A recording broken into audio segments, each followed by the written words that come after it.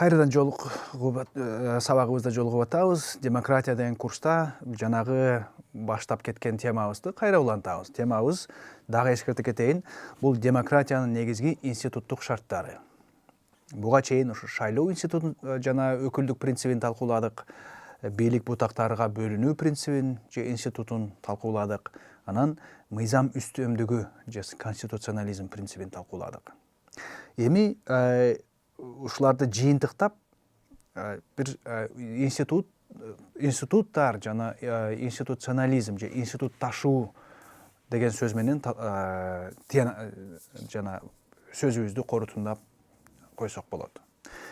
Башында бул теманы баштап атканда мен айта кеткен болчумун. Эсиңизде болсо, бул институт деген өзү эмне? Бул сөздү эмне мааниде, кандай мааниде колдонобуз жана демократия үчүн анын керек болгон мааниси, демократияга берген таасири кандай деген суроону ача кеткенбиз, кыскача эле гана сүйлөп. Анан эскерте кетели. Институттун мааниси эмне дегенде, бул бир окумуштуунун аныктамасына таянчу болсок, бул коом ичиндеги мамилелерди башкарган иреттүү жана туруктуу эрежелердин системасы же тутуму деп айтканбыз. Институт деп ушундай өтө кыскача айтчу болсок, анда бул эрежелер системасы экен. Ушул эрежелер күндөн күнгө уланса, эреже менен эреженин ортосунда кандайдыр бир карама-каршылык болбосо, жана ошол эрежени колдонуу менен, ошолорго таянуу менен бир жаран менен экинчи жаран же бир институт менен экинчи институт, уюм менен уюм кандай кадамдарга баруу мыйзамдуу болор экенин, же эртең бир эле ишти бүгүн бир жол менен алып барчу болсо, эртең да ошондой жол менен алып барат деген бир ишеним пайда болсо, ошондо биз эгер бул өлкөмдө же коомдо институттар бар экен, же институтташуу феномени, процесси бар экен деп таанысак болот. Эми мен ошол сөзгө кайрылар элем. Биринчиден, такай ошол институтташуу сөзүнө, процессине кайрыла электе эскерте кетели. Жана демократия дегенде биз азыр эми эң эле негизги институттук шарттарын сүйлөп кеттик. Бул жанагы 3 чоң принципти айта кеттик.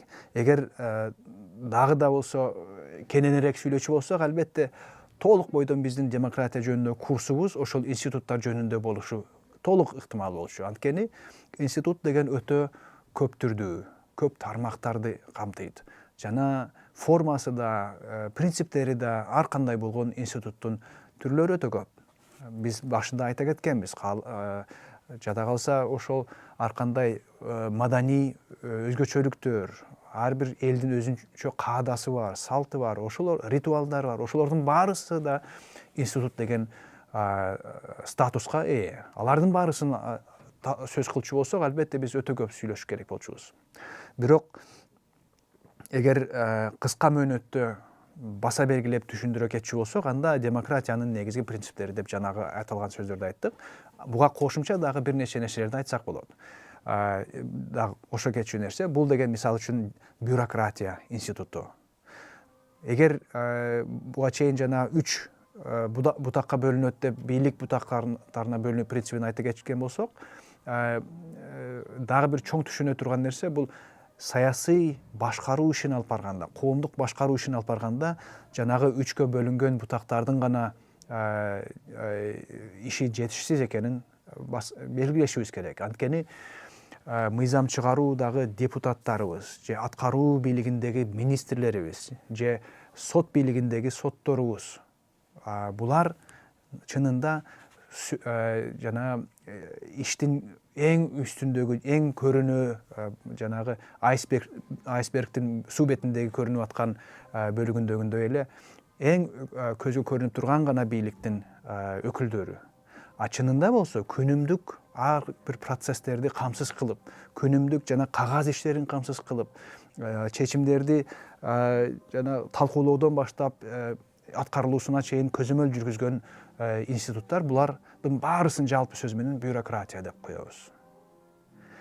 Албетте биз бюрократия деген сөздү жаман бир мааниге айкалыштырып, көбүнесе жанагы бут тосмо, эң жаман формасын айтчу болсок паракордук, жана башка профессионализм, компетенциянын жоктугунун белгиси катары түшүнүп калганбыз, символу катары түшүнүп калганбыз. Бирок эң нукура биринчи туң маанисинде бюрократия деген бул чыныгында бул башкаруу бийлигинин мотору, кыймылдаткычы, башкаруунун эң керектүү болгон машинеси бюрократия десек жаңылышпайбыз.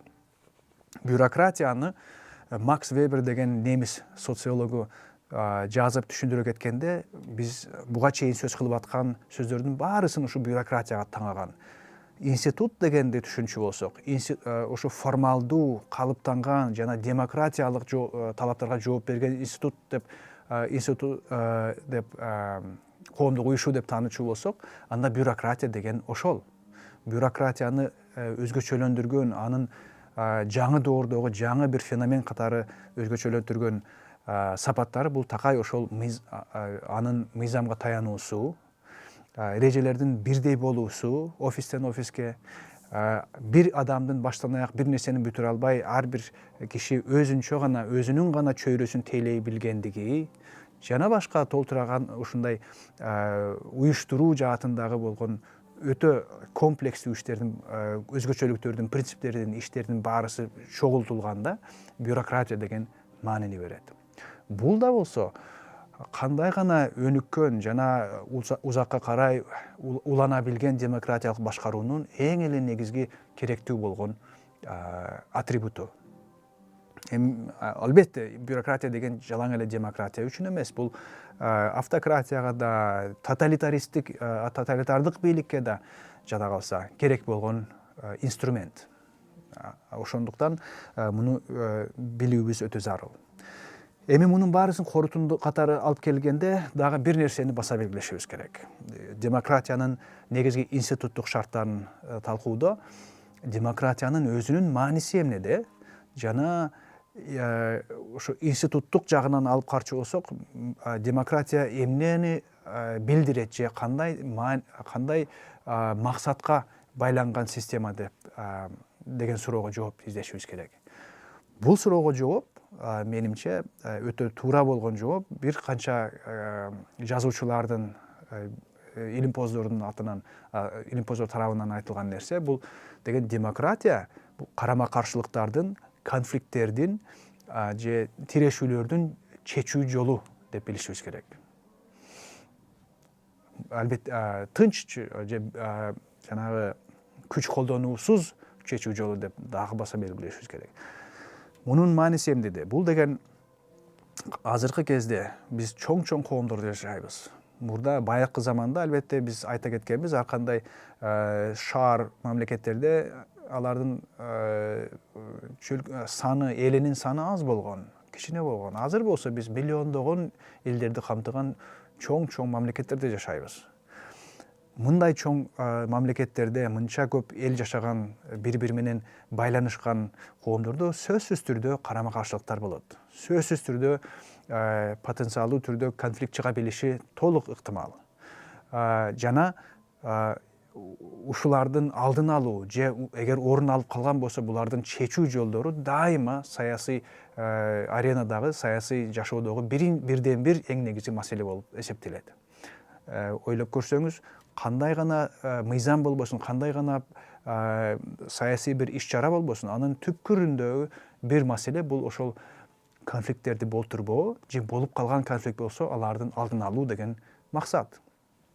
Демократия деген бийликтин түрү бул ошол конфликттердин орун албастыгын камсыз кылуу же орун алып калган болсо алардын тынч жол менен чечилип калуусун камсыз кылуу системасы. Демократия деген демократиянын конфликттерди чечүү жолу бул ошол ар бир тараптын, ар кандай кызыкчылыктардын, топтордун саясатка бирдей деңгээлде катышуусун камсыз кылуу, көпчүлүк каалаган, көпчүлүктүн мүдөөсүн дайым болгон бир системага жетишүү жана ошол көпчүлүктүн тандоосунун негизинде бийликти уюштуруу жана азчылыктар болуп калчу болсо же көпчүлүк менен макул эместер болгон болсо ошолордун да укуктарын камсыз кылуу жана мүмкүн болушунча адилеттүү түрдө ар бир жаранга татыктуу жашоону камсыз кылуу, булардын баарысы ошол конфликттерди болтурбоонун ыкмалары. Ушуну айта кеткенден кийин, албетте бул институттун мааниси кандай чоң экенин түшүнө берсек болот. Анткени демократия институтташпаса, демократия эгер башаламандык жол менен бир күндөн экинчи күнгө, бир айдан экинчи айга, бир жылдан экинчи жылга такыр бир туруксуз болгон эрежелердин негизинде алып барылса, эгер бүгүн бир чечим кабыл алып, эртеси ал чечимдин тагдыры эмне болорун билбечү болсок, эгер бир мамлекеттик орган чечим кабыл алып, экинчи мамлекеттик орган ал чечим менен эмне кылаары белгисиз болсо, коом үчүн же чиновниктер үчүн, бюрократия үчүн белгисиз болсо, анда конфликттердин алдын алуу же аларды чечүү же коомдун негизиндеги деңгээлиндеги кагылыштарды болтурбоо деген биздин максат ишке алышпайт. Анда демократия орун алышы өтө кыйын. Ушуларды камсыз кылуунун бирден бир негизги керек болгон шарты ушул күндөн күнгө, айдан айга, жылдан жылга туруктуу негизде, туруктуу эрежелердин негизинде коомдук жашоону алып баруунун бирден бир шарты бул институтташуу. Институтташкан негизде эгер демократиялык бийлик алып барылса, анда ошол демократиянын эң биринчи же эң негизги болгон бизге болгон убадасы ошол конфликттерди чечип берүү же конфликттерди тынч жол менен чечүү же болтурбоо убадасы орун алышы мүмкүн десек жаңылышпайбыз.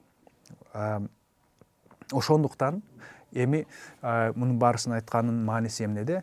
Бул деген биринчи эле кезекте демократияны курабыз, демократиялуу бийликке жетишебиз деген коом болобу, жеке жаран болобу, же эл башчы, өлкө башчы болобу, булардын бирден бир түшүнүгү, ою ошол институттарды куруу, демократияга өбөлгө болгон, демократияга керек болгон институттардын эмнелер экенин түшүнүү жана ошолорду орун алдырып, калыптандырып, тамырларын күчтүү кылуунун жолун издөө бирден бир максат болуусу абзел экенин түшүнүү. Жакын бир нече жыл мурда азыр өтө популярдуу болгон, көп кишилер окуган бир китеп жазылган. Эки америкалык саясаттануучу, экономист тарабынан Дарон Ачемоглу жана Джеймс Робинсон деген эки киши соавтор болуп жазыптыр, кош авторлор болуп. Алардын китептин мааниси эмне үчүн кээ бир мамлекеттер немеге ийгиликке жетише албайт. Эмне үчүн мамлекеттер же элдер кыйынчылыктарга дуушар болот деген китеп. Эми түздөн түз которуу, кыргызча которулуп элек болгондон кийин эми аны туруктуу которуу өтө кыйын. Англисче аты, китептин аты бул Why Nations Fail деген китеп экен. Бул суроого алардын бир гана жообу бар. Эгер дээрлик жанагы 500-600 барактан турган китептин бир эле жообу бар. Элдердин максаттары ишке ашпай, элдер байыбай, жакшы мамлекетке, жакшы башкарууга жетише албай калган, бирден бир жетише албай калгандагы кырдаалдын бирден бир түшүндүрмөсү бул институттардын чабалдыгы же жоктугу. Анан алар ошо китептин ичинде бир чоң, өтө көзгө жакшы урунган айкын мисал келтиришет. Бул деген ошо Мексика менен Американын ортосундагы жана чек арага жакын турган эки шаарды көрсөтүшөт. Сүрөтү менен. Ногалес деген Америкада бир шаар бар экен, жана чек аранын тиги жагында эле Ногалес деген Мексикалык шаар бар. Бизде Кыргызстанда Кара суунун жарымы Өзбекстанда, жарымы Кыргызстанда болгондогудай. Америка тараптагы Ногалес такыр башкача, таптаза, жолдору таза, үйлөрү таза, элдери таза, барды жок, иреттүү, жакшы, гүлдөп турат, дарак өстүрүлгөн. Чек аранын берки жагында 1 километрде жок, жана улантылып эле кеткен, жана чек ара чийининин тескери жагында жолу таштак, чаңга баткан, кирлеген, элдери кыйналган, эч кандай бир инфраструктурасы жок бир мамлекет. Экөөнүн айырмасы эмне дегенде, биринчи эле кезекте ошо жалаң бирден бир чоң себеп болгон маселе бул институт маселеси. Бул жерде ошо өзүн өзү башкаруу институттары, жоопкерчилик тартуу институту, эл алдындагы бийликтердин жоопкерчилиги же транспаренттүүлүгү, ачыктыгы, бюджетти кандай колдонулгандагы принциптердин ачыктыгы, ушулардын баарысы бир жакта бар, бир жакта жок. Ошонун негизинде шаарлар болобу, коомчулуктар болобу же мамлекеттер болобу, алардын өнүгүү принциптери да, алардын демократиясынын орун алуу же албоо принциптери да ошого жараша ар кандай болор экен. Ошондуктан сөзүбүздү ушул менен бүтүрө коелу. Демократиянын негизги институттары эмне экенин жана алар эмне үчүн керек болгонун биз түшүнүүбүз эң эле абзел маселе экен.